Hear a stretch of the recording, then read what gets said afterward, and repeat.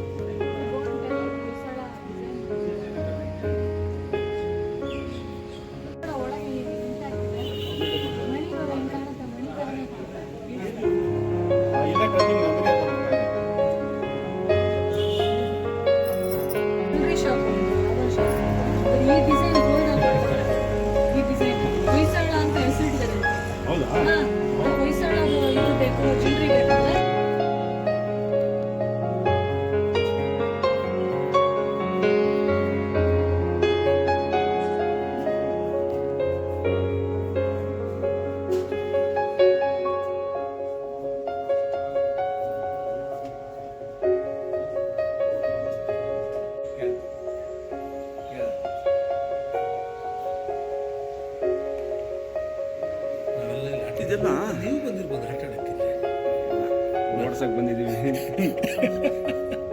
ತಡಿಗಳು ತಗೊಂಡ್ಬಂದು ಓಡ್ಸಕ್ ಬಂದಿದ್ದೀವಿ.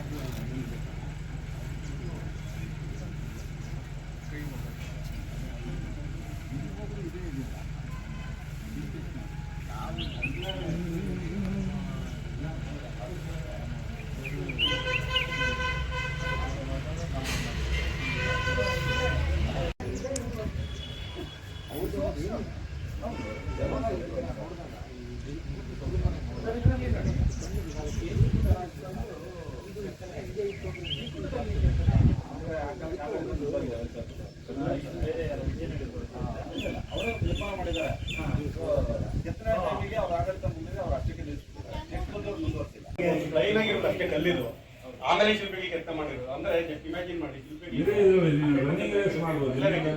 ಇದಾಗಿತ್ತು. ಇದೆಲ್ಲ ಚೆನ್ನಾಗಿ ಅಸೆಂಬಲ್ ಮಾಡೋದು ಗೊತ್ತಾಗುತ್ತೆ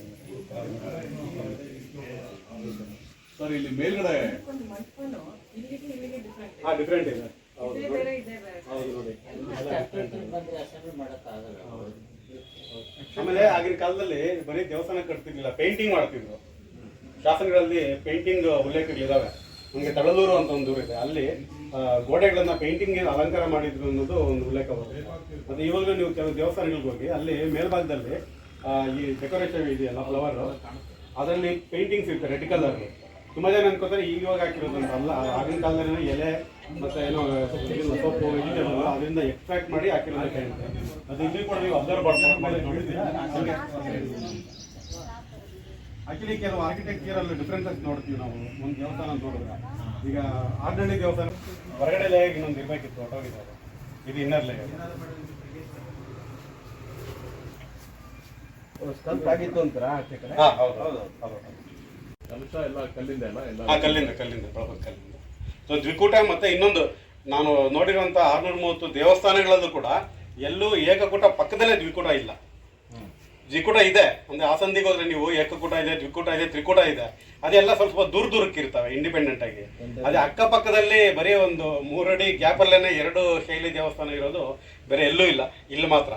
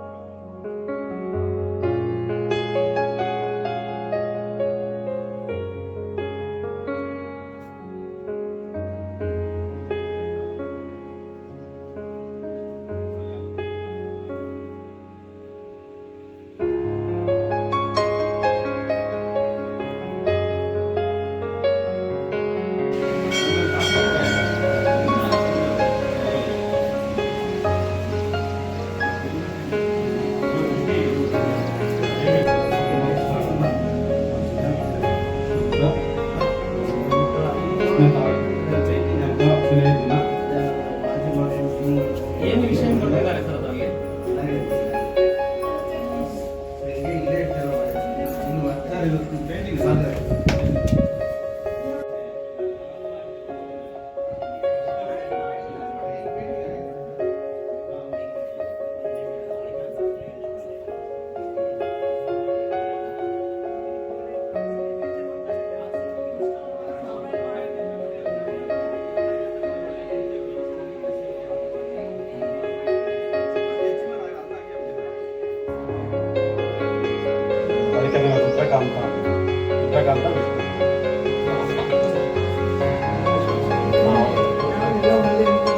ಇನ್ನು ನೀವು ಚಾಲುಕ್ಯ ಟೆಂಪಲ್ಸ್ ನೋಡಿದ್ರೆ ಅದು ಇಮ್ಯಾಜಿನ್ ಕೂಡ ಮಾಡ್ಕೊಂಡು ಆ ರೀತಿ ಕಂಬಗಳೆಲ್ಲ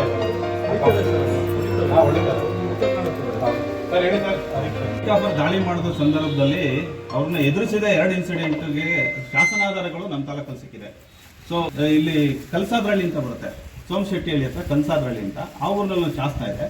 ಅಲ್ಲಿ ಮುಸಲ್ಮಾನರು ದಾಳಿ ಮಾಡಿದಂಥ ಸಂದರ್ಭದಲ್ಲಿ ಅಲ್ಲಿನ ಸ್ಥಳೀಯ ವೀರನೊಬ್ಬ ಅವ್ರನ್ನ ಎದುರುಗಟ್ಟಿ ಅವ್ರನ್ನ ಎದುರಿಸಿ ಅವರ ಕುದುರೆಗಳನ್ನ ವಶಪಡಿಸ್ಕೊಂಡು ಅವ್ರನ್ನ ಇಮ್ಮಿಡಿಯೇಟ್ ಓಡಿಸ್ತಾರೆ. ಸೊ ಆ ಮೂಮೆಂಟ್ ಅಲ್ಲಿ ಅವನಿಗೆ ಕುದುರೆಗಳನ್ನ ರಾಜನ ತಾಡೆ ಕೊಟ್ಟಿದ್ದಕ್ಕೆ ರಾಜ ಗೌರವಿಸಿ ಅವನಿಗೆ ಒಂದು 2-3 ಊರುಗಳನ್ನ ದಾಳಿ ಮಾಡ್ಲಿಕ್ಕೆ ಉತ್ತರ ಭಾರತದಿಂದ ಬಂದವರು ಅರಸೀಕೆರೆ ಮೇಲೆ ಬರ್ತಾ ಇದ್ರು. ಸೋಮಶೆಟ್ಟಿಹಳ್ಳಿ ಅಂತ ಹಳ್ಳಿಯ ಬಳಿನಲ್ಲಿ. ಸೊ ಮುಸ್ಲಿಮರ ದಾಳಿಯನ್ನ ಎದುರಿಸಿ ಅವ್ರನ್ನ ಓಡಿಸಿ ಅವ್ರ ಕೆರೆ ಹಿಡಿದುಕೊಟ್ಟಿದ್ದು ಒಂದು ಇನ್ಸಿಡೆಂಟ್ ಅನ್ನ ಅಲ್ಲಾಗಿದೆ. ಇನ್ನೊಂದು ದುದ್ದ ಇದೆ ಸರ್, ಅದನ್ನ ವಿಡಿಯೋ ಕೂಡ ಮಾಡಿದ್ರು. ದುದ್ದದ ಪಕ್ಕ ಅರಸೀಕೆರೆಯಿಂದ ಮುಂದೆ ಬಂದ ಅಲ್ಲಿ ಮಲ್ಲಿಕಾಫರ್ನ ದಾಳಿಯನ್ನ ಎದುರಿಸಿ ಹತನಾದಂತ ವೀರ ತಾಲೂಕು ಜವಗಲ್ ಹತ್ರ ಉಂಡಿಗ್ನಾಳ್ ಅಂತ ನೀವು ಅಲ್ಲಿ ಹೋಗ್ತೀರಿ. ಆ ಉಂಡಿಗ್ನಾಳಲ್ಲಿ ಜಟ್ಟಿಗಳು ಅವರು ಗುಜರಾತ್ ಇಂದ ಕರ್ಕೊಂಡು ಬಂದು ಇಲ್ಲಿ ಬಿಟ್ಟಿದ್ರು. ಅವರು ಪೈಲ್ವಾನ್ಗಳನ್ನ ತಯಾರು ಮಾಡಿ ವೈಸರಾಯ್ ಸೇನೆಗೆ ಕಳಿಸ್ಕೊಡ್ತಾ ಇದ್ರು. ಅಲ್ಲಿ ನಾಯಿಗೋಸ್ಕರ ಹಾಕ್ಸಿರೋ ಒಂದು ಶಾಸನ ಕೂಡ ಇದೆ ವಿಶ್ವಾಸದಿಂದ ಅಂತ. ಸೊ ಅದಕ್ಕೆ ಸಾಕಷ್ಟು ಮಾಹಿತಿಗಳನ್ನ ನಾವು ನೋಡ್ತಾ ಹೋಗ್ತೀವಿ. ಸೊ ಇನ್ನೊಂದು ಪ್ರಶ್ನೆ, ಇದೆಲ್ಲ ಕನ್ನಡ ಭಾಷೆನಲ್ಲಿ ಇದೆಯೋ ಸಂಸ್ಕೃತದಲ್ಲಿ ಇದೆಯೋ ಅಂತ. ಸೊ ಈ ಎಲ್ಲಾ ಶಾಸನಗಳು ಅಚ್ಚ ಕನ್ನಡದಲ್ಲಿ ಇದ್ದಾವೆ, ಸೊ ಪ್ಲಸ್ ಹಳೆಗನ್ನಡದಲ್ಲಿ ಇದ್ದಾವೆ ಮತ್ತು ಹಳೆಗನ್ನಡ ಲಿಪಿಯಲ್ಲಿದ್ದಾವೆ. ಹಳೆಗನ್ನಡ ಲಿಪಿಯನ್ನ ಯಾರು ಬೇಕಾದ್ರೂ ಅಧ್ಯಯನ ಮಾಡಿ ಅವನ್ನ ಓದ್ಕೊಳ್ಳಿಕ್ಕೆ ಅವಕಾಶ ಇದೆ. ಕೆಲವು ಫೋಟೋಸ್ ತೋರಿಸ್ತಾರೆ, ತಮಿಳು ತಗೊಂಡ್ರು, ಸೊ ಬೇರೆ ಬೇರೆ ಭಾಷೆಗಳು ತಗೊಂಡ್ರು. ಅದನ್ನ ಬಳಸ್ತಾ ಪರಿವರ್ತನೆ ಮಾಡ್ಕೊಳ್ತಾ ಬಂದಿದ್ದಾರೆ. ಒಟ್ಟಿಗೆ ಆಡಳಿತ ಮಾಡ್ತಾ ಇದ್ದಾರೆ. ಕದಂಬರದು ನಾವು ನೋಡ್ತೇವೆ. ಸೊ ಕದಂಬರು ಗಂಗರು ಅಟ್ ಎ ಟೈಮಲ್ಲಿ ಇದ್ದಿದ್ರಿಂದ ಕದಂಬರಕ್ಕೆ ಯಾರು ಈ ಪುಸ್ತಕ ತಗೊಂಡ್ರೆ ನೀವು ಯಾರು ಬೇಕಾದ್ರೂ ಕಲಿತು ಅಧ್ಯಯನ ಮಾಡಬಹುದು. ಶಾತವಾಹನರ ಕಾಲದಲ್ಲಿ ಹೇಗಿತ್ತು, ಆ ನಂತರ ನಮಗೆ ಕದಂಬರ ಕಾಲದಲ್ಲಿ ಈ ನೋಡಿ ಹೇಗಿತ್ತು. ಕದಂಬರ ಕಾಲದಲ್ಲಿ ಬೇರೆ ತರ ಇತ್ತು. ಸೊ ಕದಂಬರ ಆದ್ಮೇಲೆ ಬಾದಾಮಿ ಚಾಲುಕ್ಯರ ಕಾಲಕ್ಕೆ ಸ್ವಲ್ಪ ಪರಿವರ್ತನೆ ಆಯಿತು. ಆ ನಂತರ ನಮಗೆ ರಾಷ್ಟ್ರಕೂಟ ಕಾಲಕ್ಕೆ ನೋಡಿ ಇವತ್ತಿನ ಹತ್ತಿರದ ರೂಪವನ್ನ ಕಾಣಿಸ್ತಾ ಇದೆ.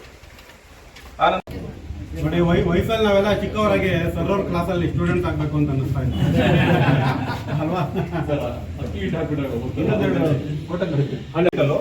ಒಂದು ಕೈಯನ್ನ ಈಗ ಇಟ್ಕೊಂಡಿರ್ತಾರೆ, ತುಂಬಾ ಅಲಂಕಾರ ಮಾಡಿರ್ತಾರೆ. ಅದನ್ನ ನೋಡಿದ್ರೆ ಸುಮ್ಮನೆ ಮಾಡಲ್ಲ, ತುಂಬಾ ಎಲ್ಲ ಕಡೆ ನೋಡಿರ್ತೀರಿ. ಆದ್ರೆ ಮಕ್ಕಳಿಗೆ ತೋರಿಸ್ಲಿಕ್ಕೆ ನೋಡಿದ್ರೆ ಅವನ ಶವಸಂಸ್ಕಾರ ಮಾಡಿದ ಜಾಗದಲ್ಲಿ ಒಂದು ಕಲ್ಲನ್ನ ನಿಲ್ಸಿರ್ತಾರೆ. ಇದಕ್ಕೆ ಯಾವುದೇ ಉಳಿಪೆಟ್ಟು ಬಿದ್ದಿರೋದಿಲ್ಲ.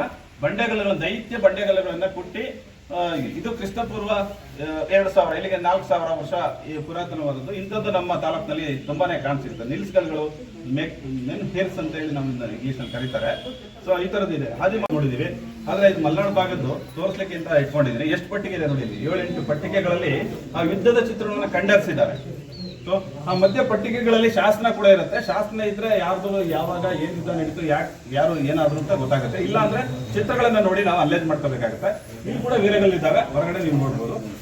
ಇದು ಒಂದು ವೀರಗಲ್ಲು, ನಮ್ಮ ತಾಲೂಕದು ಮುರುಂಡಿ ಗ್ರಾಮದ್ದು. ಕೆಳಗಡೆ ಹಸುಗಳಿದೆ, ಗೋವುಗಳಿದೆ. ಹಾಗಾಗಿ ಇದು ಹಸುಗಳನ್ನ, ಗೋವುಗಳನ್ನ ರಕ್ಷಣೆ ಮಾಡ್ಲಿಕ್ಕಾಗಿ ಹೋರಾಟ ಮಾಡೋದು ತುರುಗೋಳು ವೀರಗಲ್ಲು ಅಂತ ಕರಿತೀವಿ.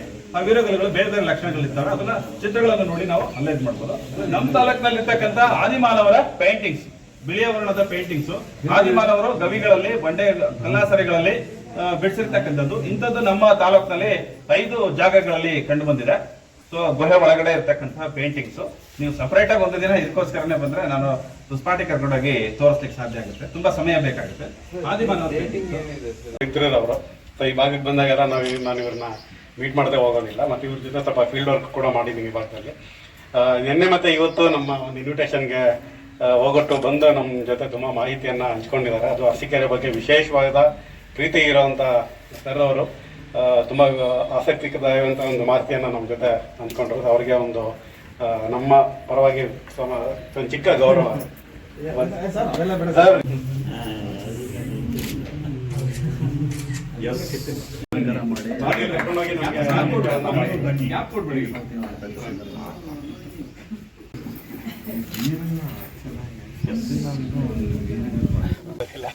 ಸೊ ನಿನ್ನೆ ನಾನು ಇವ್ರಿಗೆ ಕರೆ ಮಾಡಿ ಹೇಳಿದ್ದೆ ಈ ಥರ ಬರ್ತಾ ಇದೀವಿ ಸರ್ ಅಂತ.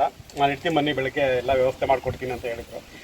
ಸಾಮಾನ್ಯವಾಗಿ ಫೋಟೋಗ್ರಫಿಗೆ ಅಲೋ ಮಾಡೋದಿಲ್ಲ ತುಂಬ ಕಡೆ, ಬಟ್ ಸರ್ ಇಲ್ಲೆಲ್ಲ ಫೋಟೋ ತೆಗಿಯೋಕ್ಕೆಲ್ಲ ನಮಗೆ ಅವಕಾಶ ಮಾಡಿಕೊಟ್ಟಿದ್ದಾರೆ. ಸರ್ ತುಂಬ ನಿಮ್ಮ ಸಹಕಾರಕ್ಕೆ ತುಂಬ ತುಂಬ ಧನ್ಯವಾದಗಳು. ಇವರು ಮೊದಲು ಬೇಲೂರಲ್ಲಿ, ನಂತರ ಬೆಳವಾಡಿ, ಈಗ ಅರಸೀಕೆರೆ ಇನ್ಚಾರ್ಜ್ ಆಗಿದ್ದಾರೆ. ಇಲ್ಲಿ ಚೆನ್ನಾಗಿದೆ ಸರ್. ಕೆಲವರು ತಮ್ಮನ್ನೇ ಇದರಲ್ಲಿ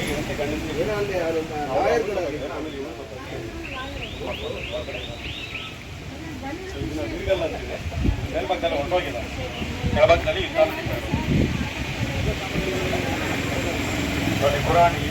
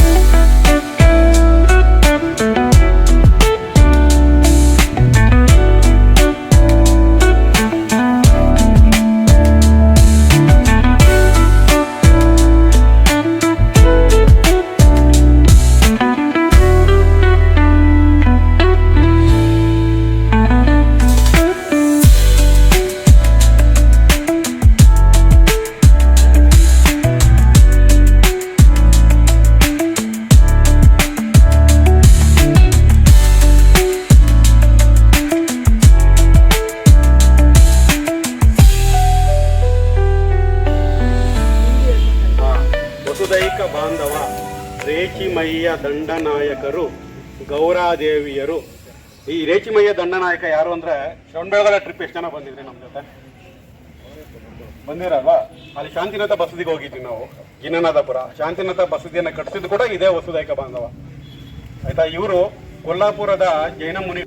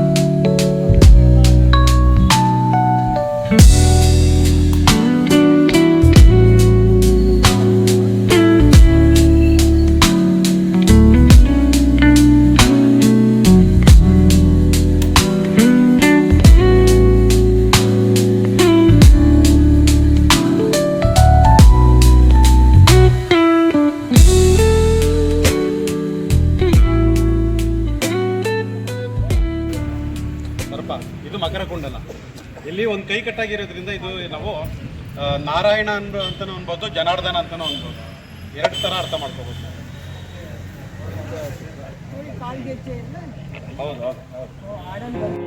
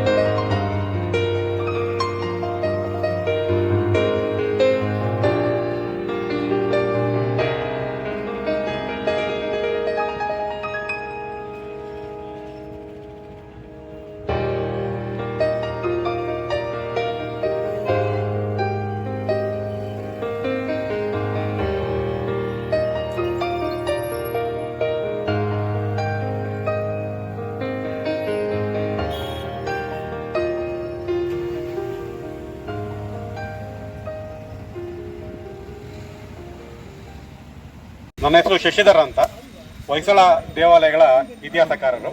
ನಾವು ಇವತ್ತು ದಿನಾಂಕ 17 ಮೇ 2026ನೇ ದಿನ ಇವತ್ತು ನಾವು ಅರಸೀಕೆರೆ ಭಾಗದ ಹೊಯ್ಸಳ ದೇವಸ್ಥಾನಗಳನ್ನು ನೋಡೋದಕ್ಕೆ ಅಂತ RGVK ತಂಡದ ಮುಖಾಂತರ ಬಂದಿದ್ದಾವೆ.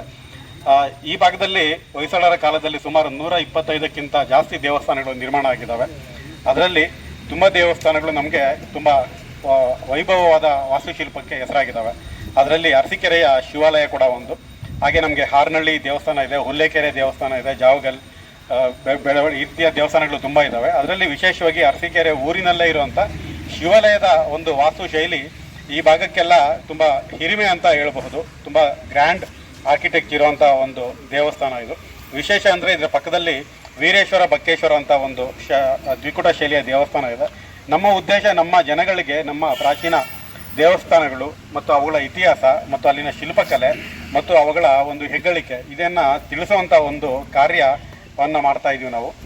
ಹಿರಿಯರು ಅಷ್ಟೇ ಅಲ್ಲ, ಮಕ್ಕಳು, ಶಾಲಾ ವಿದ್ಯಾರ್ಥಿಗಳಿಗೂ ಕೂಡ ನಮ್ಮ ಇತಿಹಾಸ, ಅವುಗಳ ಸಂರಕ್ಷಣೆ, ಅವುಗಳ ಬಗ್ಗೆ ಹೆಚ್ಚಾಗಿ ತಿಳಿಬೇಕಾಗಿದೆ.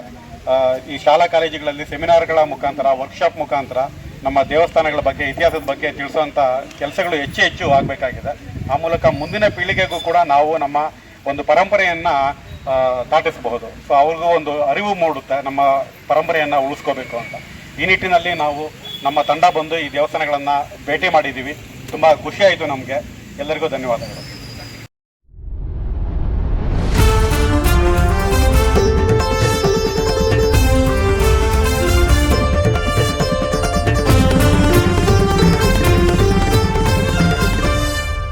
ಅರಸಿ ವಾರ್ತೆ, ಇದು ಸುದ್ದಿ ಸಮಯ.